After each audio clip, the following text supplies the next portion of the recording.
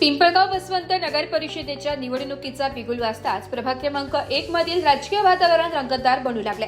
राष्ट्रवादी काँग्रेस पक्षाकडून जयश्री विनायक खोडे या अधिकृत उमेदवार असून कार्यसम्राट आमदार दिलीप काका बंडकर तसेच भास्कर नाना बंडकर यांच्या मार्गदर्शनाखाली त्या निवडणूक लढवित आहे। प्रभागातील विविध प्रश्नांवर काम करण्याबाबत बोलताना विनायक खोडे यांनी सांगितले की प्रभाग क्रमांक 1 मधील प्रमुख प्राधान्यक्रम म्हणजे ड्रेनेज व्यवस्था सुधारणा, मुलांसाठी उत्तम क्रीडांगणाची निर्मिती व मूलभूत सुविधांची दर्जा उंचावणे हे आहे।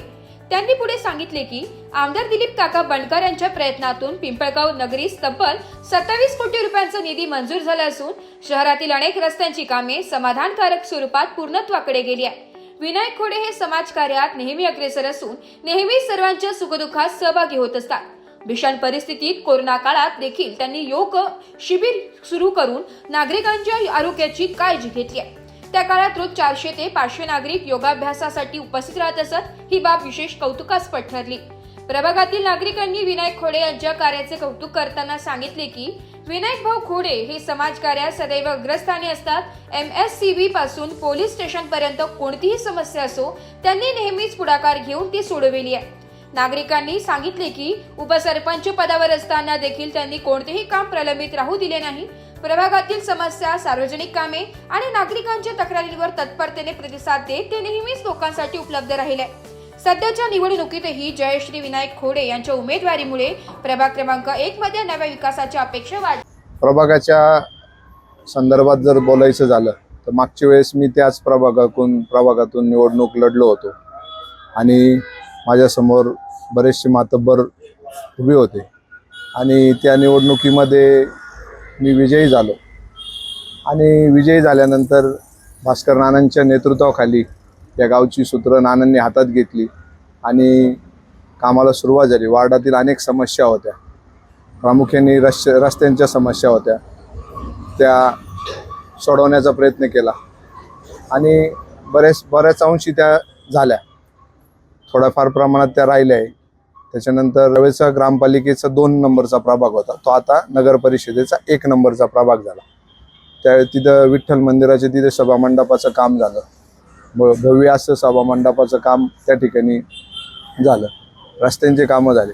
त्यानंतर बऱ्याच वर्षापासून आमच्या खोडे वस्तीकडे जाण्यासाठी रस्त्याची मागणी होती, तर तिथे एक कॉन्क्रीटचा रस्ता त्या माध्यमातून मी केला, नानांकडे पाठपुरावा केला, नानांनी त्याला मंजुरी दिली आणि तोही रस्ता केला। एक 22 महिन्याच्या काळात बरेच कामं केले, बाकी राहिले। ठीक आहे, सत्ता ग्रामपालिकेची संपुष्टात आली आणि नगर परिषद झाली, त्याचं आम्ही स्वागत केलं। आता नगर परिषदेला मोठ्या प्रमाणात निधी आहे आणि मग आमचे नेते भास्कर नाना बंडकर यांनी आमच्याशी चर्चा केली की आता पुढच्या निवडणुकीची आपल्याला कसं करायचं। नानांना आमच्या सर्व लोकांशी चर्चा केली। चर्चा केल्यानंतर आम्ही सांगितलं की आपण सत्तेकडे गेलं पाहिजे, सत्तेतून विकास होतो। मग आमच्या पुढे अनेक पर्याय आले होते, ते पर्याय आम्ही सगळे बाजूला ठेवून राष्ट्रवादी काँग्रेसचा पर्याय आम्ही निवडला आणि राष्ट्रवादी काँग्रेसमध्ये आम्ही अधिकृत प्रवेश करून राष्ट्रवादी काँग्रेसची उमेदवारीच आज प्रभाग क्रमांक 1 मधून माझी पत्नी जयश्री विनायक खोडे या करताय आणि आम्ही काही कोणावर टीका टिप्पणी करणार नाही, कोणावर टीका टिप्पणी करायची पण नाही। आम्हाला या गावचा विकास करायचा असेल तर भास्कर नानांकडे एक विजन आहे, ते विजन घेऊन पुढे जायचंय आणि विजन घ्यायचं असेल तर तुम्हाला सत्ता ही लागतीच आणि सत्ता असल्याशिवाय काम करता येत नाही आणि त्याच्यासाठी आम्ही राष्ट्रवादी काँग्रेस पक्ष हा सत्तेत आहे। अजितदादा राज्याचे वित्तमंत्री आहे आणि निधी देण्याचं काम दादा भरपूर प्रमाणात करू शकतात। कोणचंही काम करायचं असेल तर तालुक्याच्या आमदारांचं पहिलं हे असतं, पत्र असल्याशिवाय काम करता येत नाही आणि त्या मंजुरी मिळत नाही। मग आमदारांशी जर आपण एकत्र आलो ना आपण एका पक्षात काम केलं तर निश्चित गावाचा चांगला विकास होईल। या दृष्टीने आम्ही राष्ट्रवादी काँग्रेस पक्षामध्ये आमचे काही असेल ते बाजूला ठेवून गावाच्या विकासासाठी एकत्र आलो। निवडून आल्यानंतर प्रभाग क्रमांक 1 मध्ये प्राधान्यक्रम काय असणार आहे कामात? प्राधान्यक्रम असा असेल तिथे ड्रेनेज सिस्टीम महत्त्वाचा एक विषय आहे आणि तिथे एक चांगलं मुलांना क्रीडांगण पाहिजे. कसे आजकालच्या जमान्यामध्ये मुलं मोबाईलमध्ये जास्त व्यस्त असतात, त्यामुळे एक चांगलं क्रीडांगण त्या ठिकाणी मिनी स्टेडियम टाईप असं छोटं क्रीडांगण त्या मुलांना खेळायला पाहिजे. त्यानंतर तिथं बाकी लाईट रस्त्यांची ते कामं आता बऱ्या प्रमाणात चालू आहे. आमदार साहेबांनी आता बऱ्या प्रमाणात आमदार निधीतून रस्त्याची कामं आणलेली आहे. म्हणजे त्या वार्डात आजही आज जर तुम्ही गेले तर 10% रस्ते शिल्लक राहिले. बाकी आमदार साहेबांनी आता 27 कोटीचा निधी आणलाय, त्याच्यातून रस्त्यांची कामं पूर्ण पथावर आहे आणि जे राहिले ते आल्यानंतर ते बी आम्ही प्रामुख्याने सोडवणारच आहे. आपण समाजकार्यात देखील अग्रेसर असतात. कोरोना काळातील कार्य देखील आपलं उल्लेखनीय आहे, त्याबद्दल काय सांगा? कोरोनाच्या काळात आम्ही माझे मित्र आहे महेंद्र भाऊ खोडे यांचं कमल गार्डन इथे वनी चौफुलीला कार्यालय आहे आणि त्या काळात मग मी मोठं एक शिबिर तिथे चालू केलं आणि त्याच्यातून अनेक कोरोना होण्यापासून वाचले.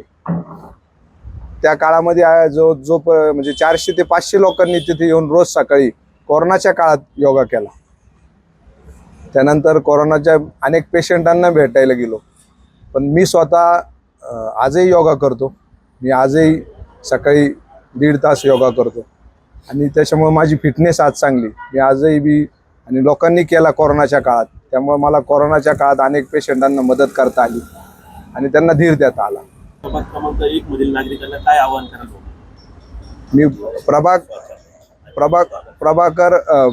क्रमांक 1 मधील मी जनतेला एक आव्हान करेल. आपलं मत हे फक्त विकासाला द्या, जातीपातीला देऊ नका. विकासाच्या पाठीमागे प्रभाग क्रमांक 1 ने खंबीरपणे उभे राहा. निश्चितप्रमाणे तुम्हाला प्रभाग क्रमांक हा पुढील 5 वर्षात एक उत्कृष्ट प्रभाग दिसेल अशी मी प्रभाग क्रमांक 1च्या वतीने मी ग्वाही देतो. विनायक भाऊचं जे काम आहे ते सर्व कोणत्याही असो, MSCBचा असो, पोलीस स्टेशनचा असो, गावात कोणते सामाजिक कार्य असो, समाजाचा असो, त्यांनी कधीच विरोध दाखवला नाही.